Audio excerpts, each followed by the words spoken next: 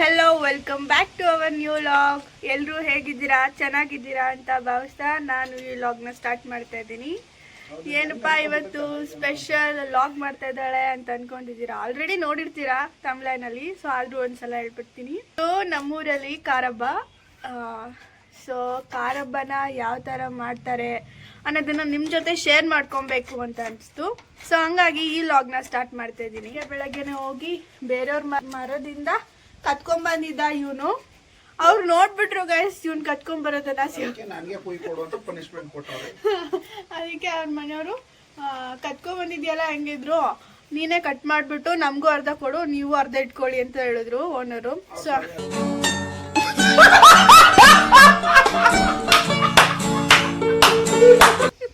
So ಹಂಗಾಗಿ ಅಣ್ಣನೇ cut ಮಾಡ್ತಾ ಇದ್ದಾನೆ. ಇವಾಗ ಅದನ್ನ ಬಿಡ್ಸೋಕೆ ಅಂತ ಬಂದೆ.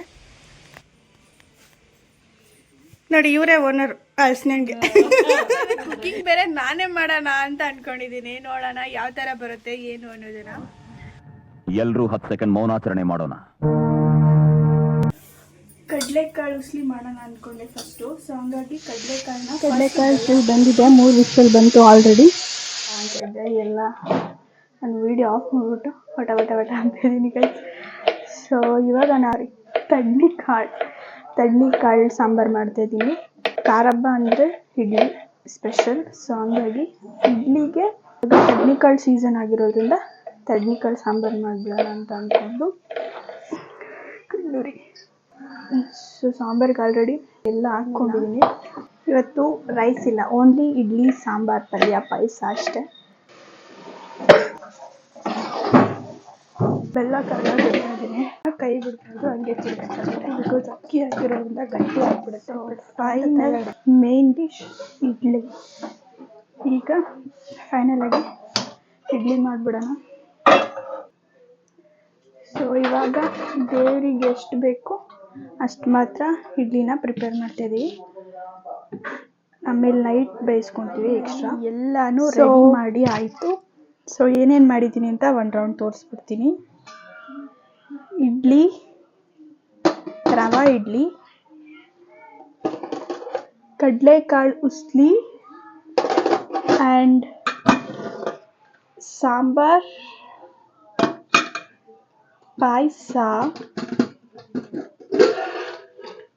ಕಾಯಿ ಹಾಲು ಅಂತಾರೆ ಇದನ್ನು ನಮ್ಮ ಕಡೆ.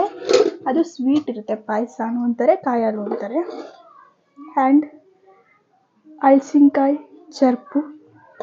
ಸೊ ಈ 5 ಐಟಮ್ಸ್ನ ಇಷ್ಟು ತನಕ ಪ್ರಿಪೇರ್ ಮಾಡಿದ್ದು. ಹಸು ಬರುತ್ತೆ, ಹಸುಗೆ ಎಡೆ ಇಟ್ಟು ಪೂಜೆ ಮಾಡ್ತೀವಿ. ಯಾವ ಥರ ಮಾಡ್ತೀವಿ ಅನ್ನೋದನ್ನು ವಿಡಿಯೋ ಮಾಡಿ ತೋರಿಸ್ತೀವಿ.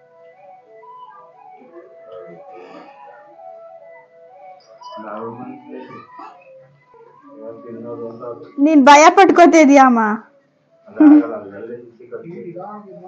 ನೀನು ಪೂಜೆ ಮಾಡಿ ತಗೊಂಡು ಹೋಗ್ತೀನಿ.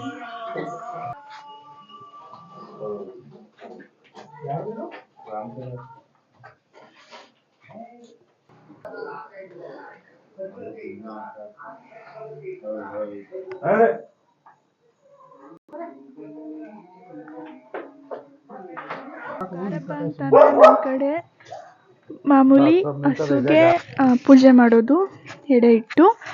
ಅದಕ್ಕೆ ಇಡ್ಲಿ ಮತ್ತು ಸಾಂಬಾರ್, ಪಲ್ಯ ಮತ್ತು ಹಲಸಿನಕಾಯಿ ಚರ್ಪು ಇಷ್ಟು ಮೇನ್ ಇರಲೇಬೇಕು. ಒಬ್ಬೊಬ್ಬರು ರೈಸ್ ಸಾಂಬಾರ್ ಆ ಥರ ಎಲ್ಲ ಏನೇನೋ ಮಾಡ್ತಾರೆ. ನಮ್ಮ ಮನೇಲಿ ಮಾಡೋದು ಇಷ್ಟೇ.